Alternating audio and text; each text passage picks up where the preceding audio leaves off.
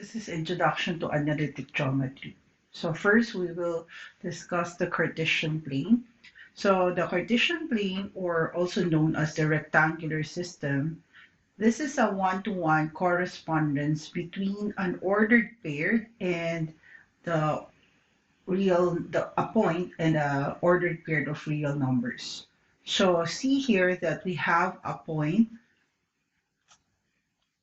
which has the real numbers A and B. So A and B here can be any real number.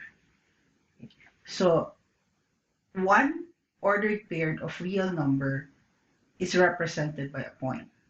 So if I have another point here, which is 0, 0, okay, so the ordered pair 0, 0 is represented by this point. So there's no other point in this Cartesian coordinate that has the label 0, 0. Okay, so there's only one. It's a unique point that has the label 0, 0, which we also call the origin. So this is the x-axis, and this line is the y-axis. Okay, so what are the meaning of this A and B? How do we find, or what does the value represent? So the real numbers A and B are coordinate points. The x value is called the abscissa, or we simply call that the x-coordinate. So the abscissa is the distance from the origin, okay, to the right, you have a positive number. So for example, A here can be 1. And if you have a point to the left, so if this is your point, then you're measuring the distance from the point that's going to the left of the origin, then the value of A here is negative. It can be any real number. It doesn't have to be an integer. So the y value, the value of B is called the ordinate, or simply the y coordinate. So that's the distance going upwards or downwards from the origin. So that means if you're going upwards, the value of B here is positive. Okay, so, and if you're going downwards, the value of B here is negative. So for the Cartesian plane, your ordered pair, you call this quadrant 1, quadrant 2, 3, and 4. So in quadrant 1, both your x and y coordinate are positive. In quadrant 2, your x coordinate measures to the left, so that's negative, but your y coordinate is going upwards, so it's positive. For quadrant 3, the x coordinate is to the left of the origin and going downwards, so it's negative, negative. And then for the fourth quadrant, x is positive, going to the right, but your y coordinate goes down from the origin, so it's positive, negative. Okay, so let's have some practice here. Let's try to match the point. Okay, so let me just label this points A, B, C, D, E, and F. So we are going to find the points in the Cartesian plane. So A is 0, so that means the x-coordinate will not move to the left or right. The y-coordinate will move down by 3. So this is the point A. Point B, x-coordinate is to the left by 2, and we go up by 4. So this is point B. Okay. Point C, you have positive 3.5 to the right, and then negative, we move down by 5. So this is point C. Point D, we move to the right by 4, but there's no movement up or downwards because your y-coordinate is 0. So this is point D. And then we have point E, which is negative. So we move to the left by negative 5 and down by 4.3. So this is point E. Lastly, we have point F. So 2 to the right, and since it's also positive, the y coordinate, you move up by 6. So that's point F. So for our next slide, this is the answer without just the smaller lines. Okay.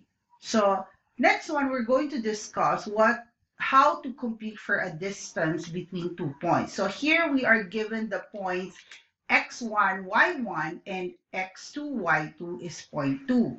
So when we say the distance, it should be the shortest, like, because you can say that, okay, this is another way from point 1 to point 2.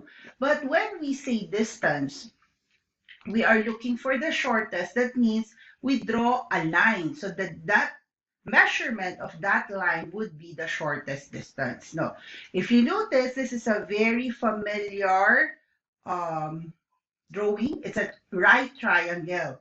And if you know the right triangle, let me just write the Pythagorean. Oh, you're familiar. You have a squared. Let me just write the distance first.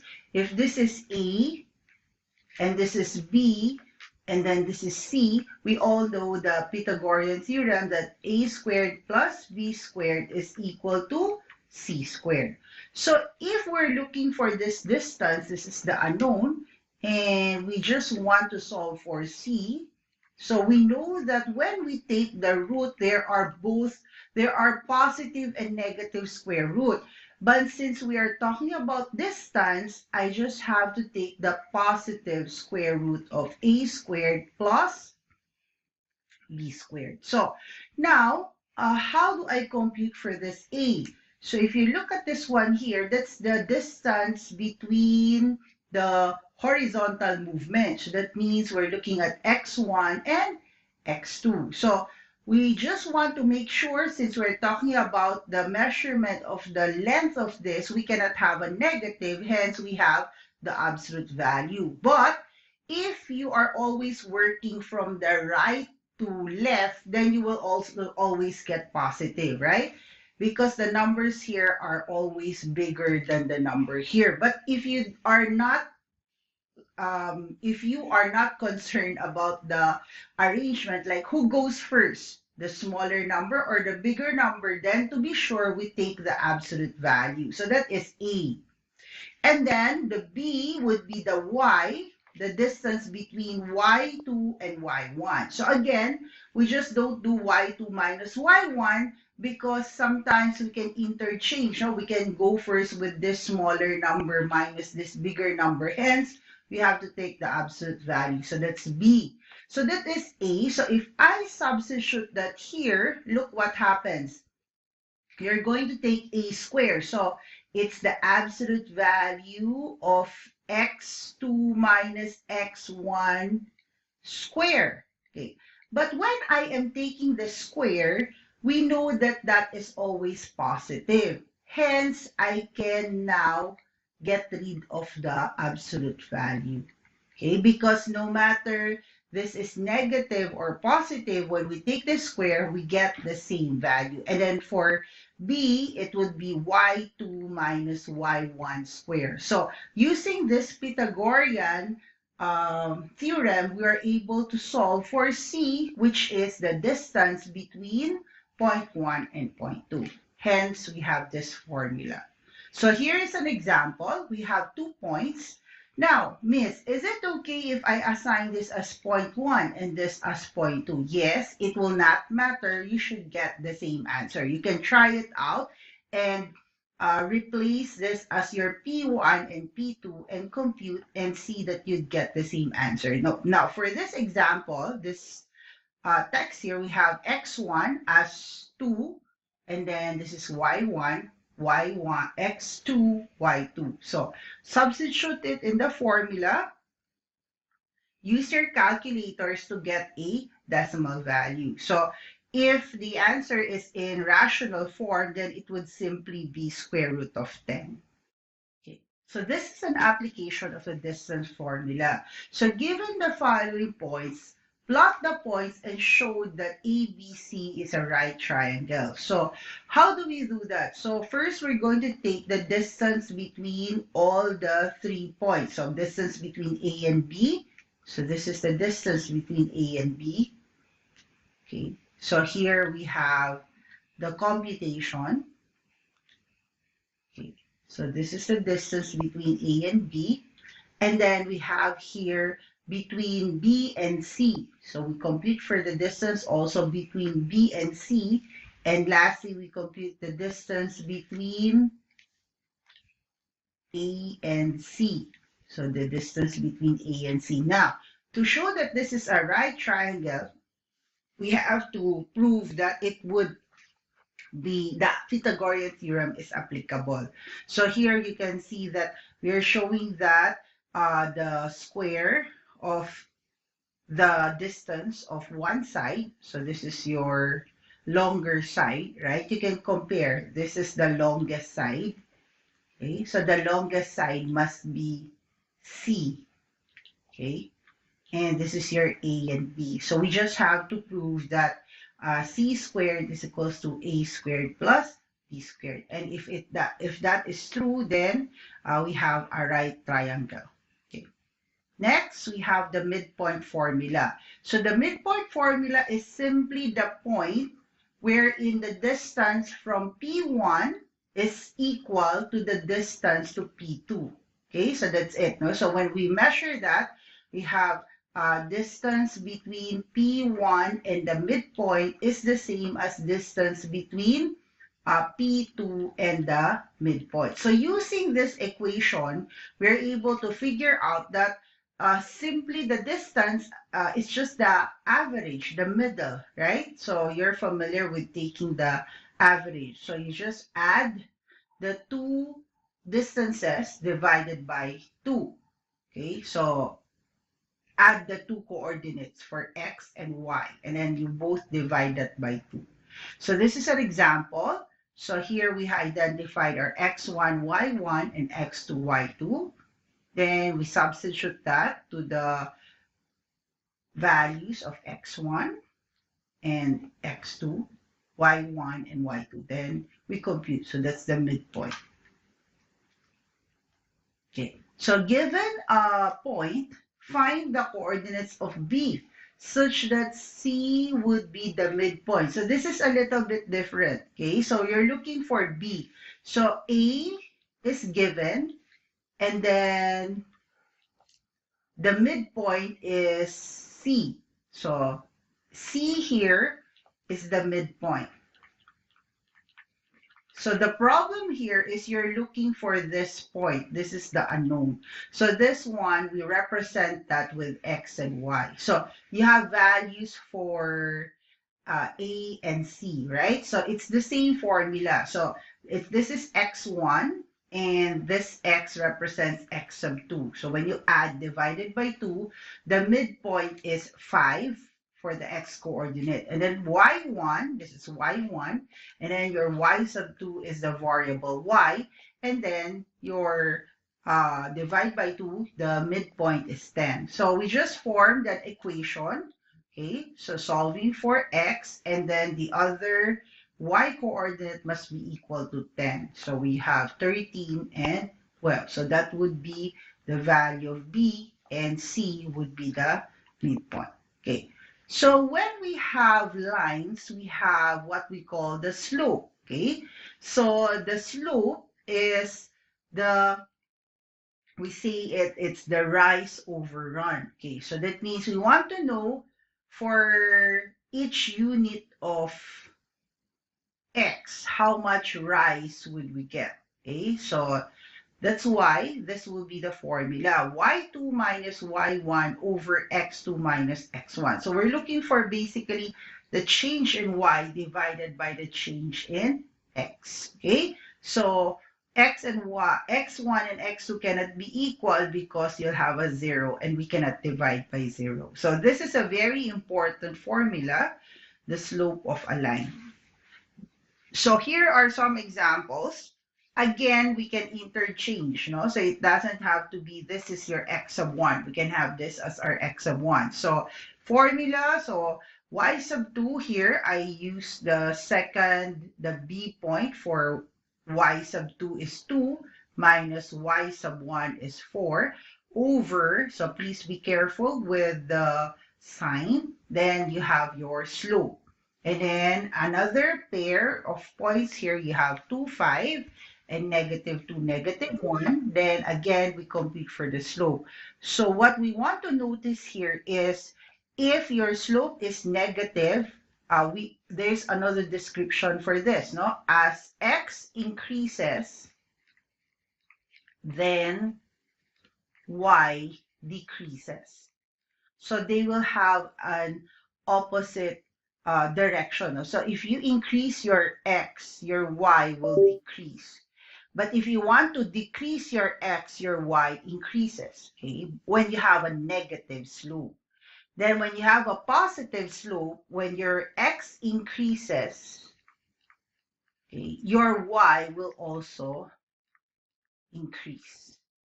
Okay. So that's the main idea of a positive and a negative slope. Now, what happens when you have a zero? So when you have this horizontal line, there's no change in your y, right? So that's why it's zero, no? No change in y. So the change in y is zero, so hence the slope is zero. But for the vertical line, the changes in x, so this is where I was telling you earlier, since x sub 1 is equal to x sub 2, then the denominator is zero, then the slope is undefined. Okay, so we cannot measure because there's no change in x, no? So there's no movement in x, so this is undefined. So for horizontal line, slope is zero. For vertical line, your slope is undefined. Okay, so here we can give a point and I will show you how we get the slope. So for example, our point starts at here, 2, 1. So what do we mean by a slope? So that means y here, the change in y is positive. So that means we go up by 5. 1, 2, 3, 4, 5. And the change in x is positive 3, going to the right. 1, 2, 3. So this is our next point. So we can also identify this point, right? So that's 5 and the y coordinate is 6. So by drawing or connecting these two, we can form our line. So do you always have to start with y? No, you can start with x. So for this one, we already discussed that this is equal to 5 over -3, or that's the same as -5 over 3. So we can use whichever we like. Okay, so our point here again starts at 2, 1. So this is 2, 1. Okay, so what I did here is I showed two types. So this one here, I use this one. So if you look at the change in x, I can start at the change in x. The change in x is negative. So you go 1, 2, 3. And then the y is 5. You go up 1, 2, 3, 4, 5. So you get 1 point here. Now, you can also interpret it this way and get another point. So 5 is negative. That means you move down by 5 and go right by 3. So you get another point. No? But you don't need two of this. You just need 1 point and you can now sketch the line.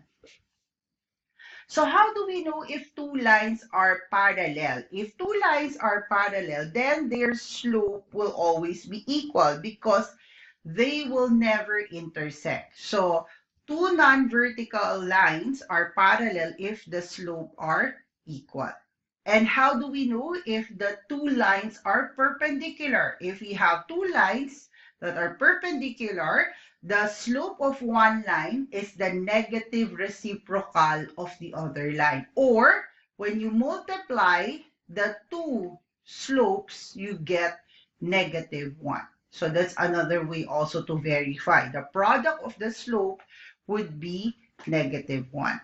Okay, so we can simply check it says here, determine the slope of a line passing through points A, B. So there's one pair, A, B. So you can look at the slope, it's negative 2, 3. And another line passing through the points C, D. So there's another line that connects C and D. And if you look at their slope, they are equal. So that means those two lines are parallel. So we can also try to graph this to verify just a visualization that those two lines are parallel. So the first one, we have negative 3 and negative 4. This is just a very rough sketch of the line. And 6 and negative 0 and negative 6. So this is a very rough sketch of a line just to give you a visualization that they are parallel. So it's not very perfect. And then the other one, you have points 5, 2. 1, 2, 3, 4, 5, 1, 2. And the other point is 2 and negative 4, positive 4, sorry. Okay, so there you go. So you have a visualization. These two lines will never intersect because they have the same slope.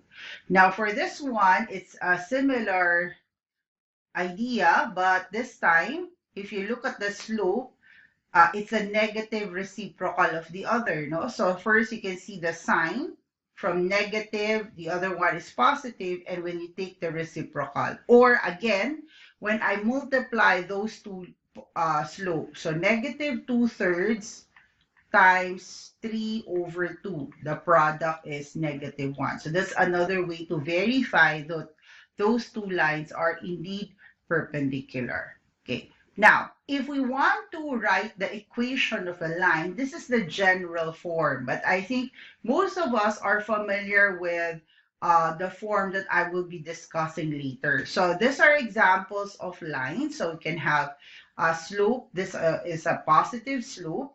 We have a horizontal line and we have a vertical line. So let's look at the basic on the equations of lines.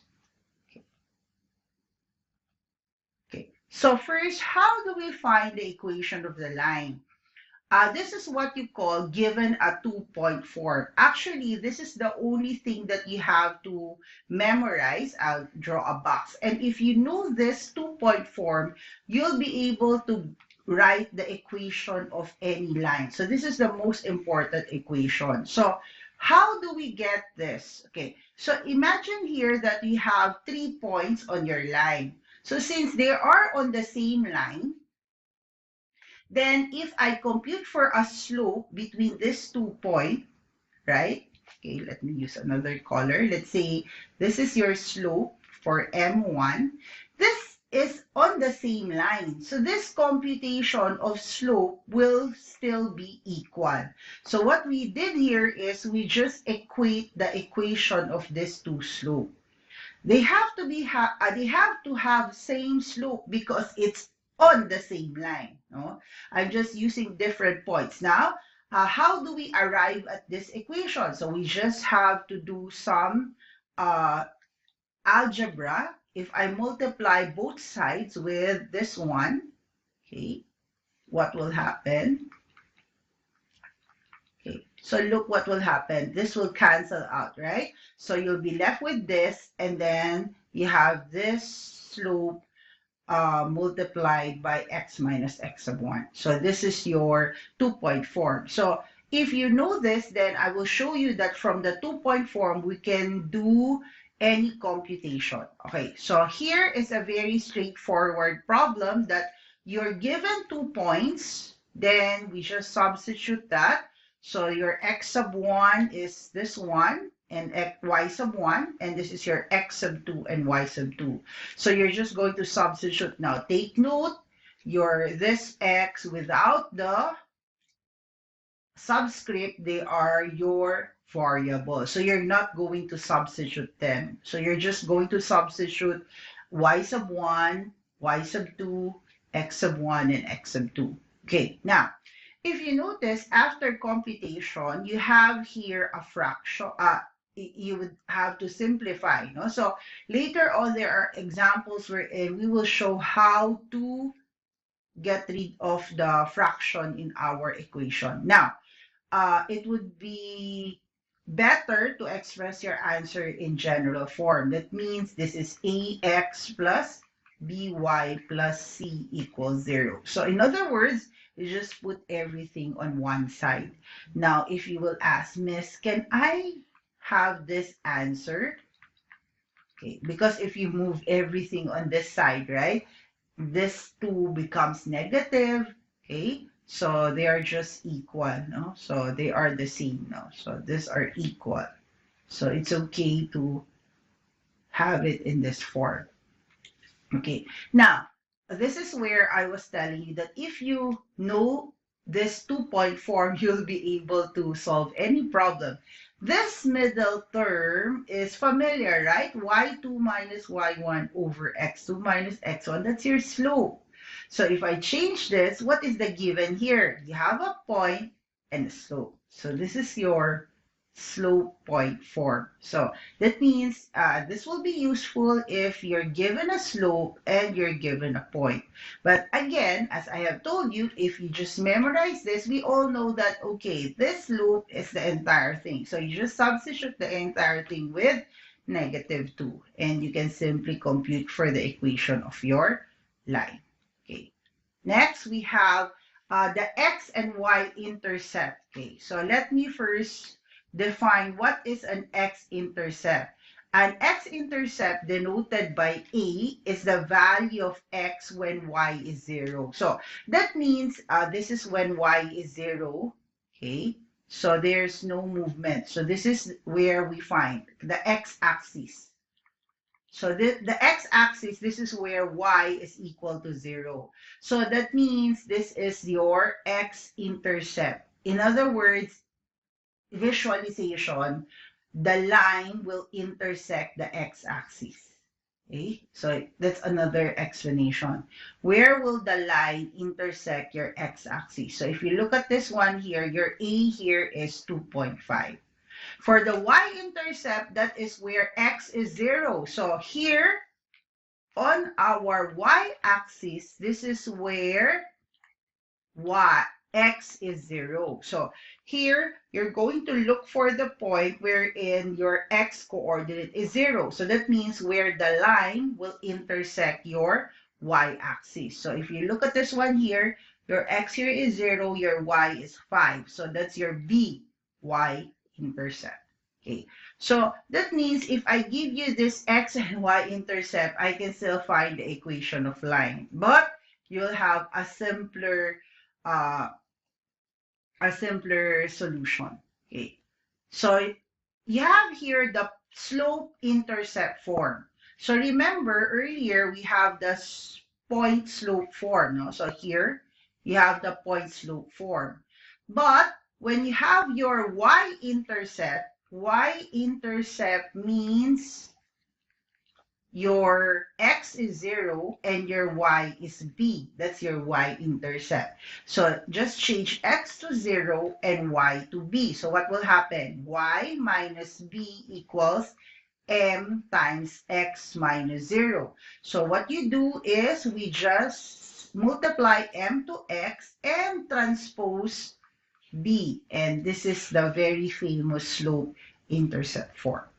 Okay? So, but again, we can just start everything with this 2-point form. No? Let me just show you so that you can just try to remember one formula and you can answer the rest.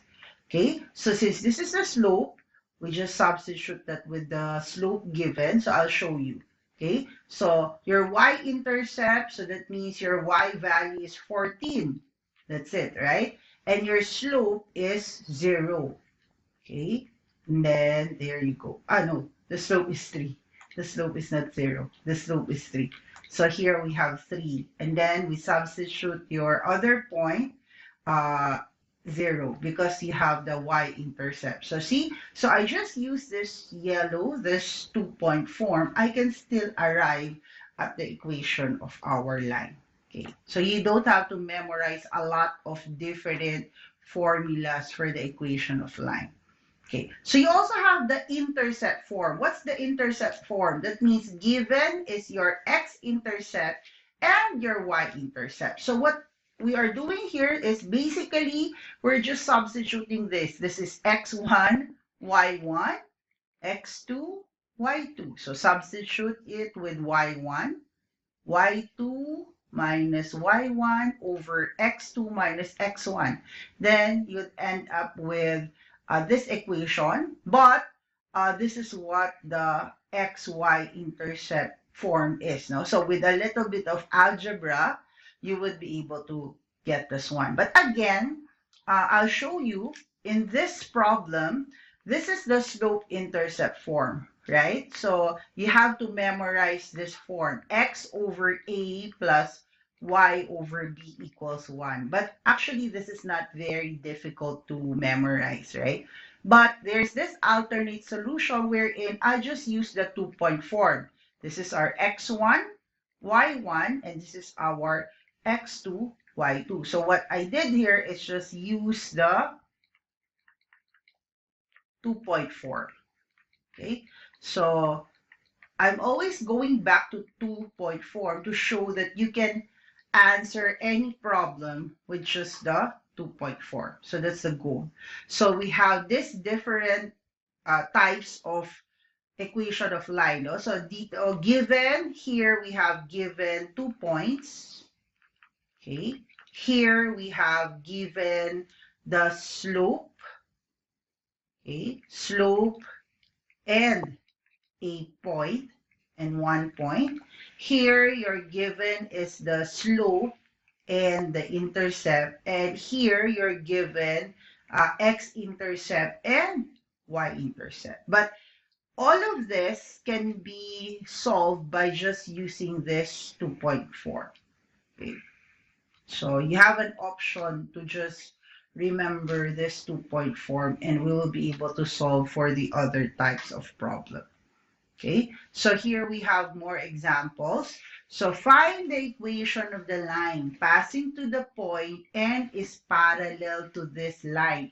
So let me give you first a visualization. So this is not so straightforward. Okay, so you have a line. Okay, so how do I graph this line? So you can just substitute this with x is 0. And then y, solve for y, so that's 5. So we have 0 and 5, okay? And I can also solve for the other intercept, okay? So I'll let y be 0, so it's x-intercept is negative 5 over 4. So I'm letting here, first one, x is 0, so that's y, and then let y be 0, so you get negative 5 over 4. So I plot the x and the y-intercept. So we have 5, and then negative, that's just a little more of negative 1. So this is our line, okay? Then we are given a point. What is our point? 4, 2. So 1, 2, 3, 4, and 2. So this is a point. So we have to find a line that passes through this point but is parallel. So that means we're looking for this line. This is the line that we are solving for. Okay? It should be parallel. So what do we know? So this line, we can solve for the slope, right? We know the slope of this line. So what is the slope of this yellow line? The slope of this yellow line is 4. So if they are parallel, then the slope of the line that we're looking for should also be 4 because they are parallel. So we already know a point which is 4, 2, and we now already have an idea that the slope of the line that we are looking for has a slope of value 4. So again, why did we know that the slope of the line that we're looking for is 4? Because that line is parallel to the yellow line. And this yellow line from the equation has a slope of 4. Okay, so then we just again, no, this is the slope and 1-point form, but you can still use the 2-point form. You'll still end up with the same equation. So y1 is 2, and then we have this as the slope 4, and then x minus 4. So there you go. So we end up with the same equation. Okay, next problem. Find the equation of the line passing through 2, 4 and is perpendicular. So this is similar to what we had earlier, but this time it's perpendicular. So again, to show a visual of the line, we can like get the y-intercept. So let x be 0.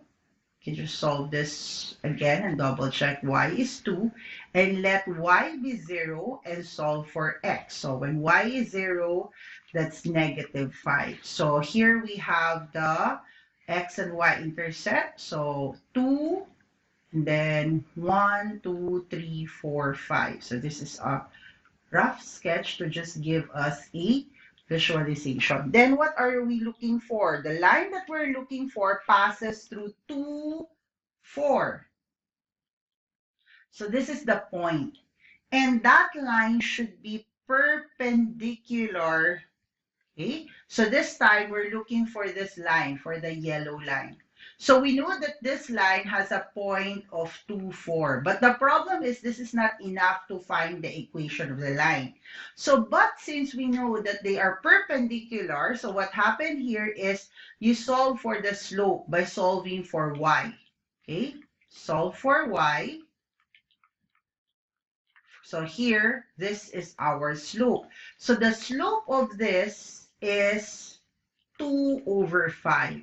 Now, if this line is perpendicular, the slope of this line must be the negative reciprocal, 5 over 2. So again, we now have enough information to write the equation of the yellow line this time. It's the slope, which is negative 5 over 2, and we have a point. So using that equation, or the 2-point form, you can now find the equation of your line. Now, notice here your slope is a fraction. But if you don't want your final answer to involve fraction, you look at the LCD. So you multiply both sides by 2.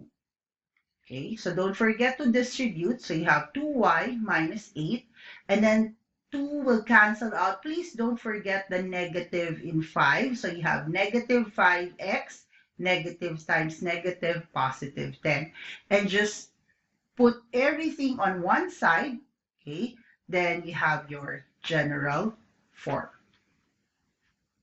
Now, this one is rare, but I would also like to discuss how do you find the distance from a point to a line. So again, when we talk about distance, there are like many paths going to the point, right? But we don't want, these are longer, right, in length. Mas mahaba, longer in length. So we don't want that longer in length. We want the shortest. So hence, we form this. And because of the perpendicular relationship of those two, you'd be able to find the distance of the point. Okay, so this one, note that the equation is in general form. So you have, in order for us to use our formula, we have to have it in a general form. So the example would be, again, now look at this one. It's not the general form. So we have to write it in general form.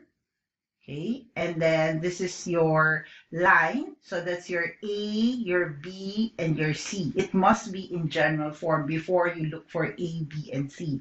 And then the point is negative 7, 2. So basically what we're trying to do is substitute x with negative 7 and y with 2. Okay, and then we take the absolute value of that, and then your denominator will be a squared plus b squared. So that's how you find the distance from a point to a line.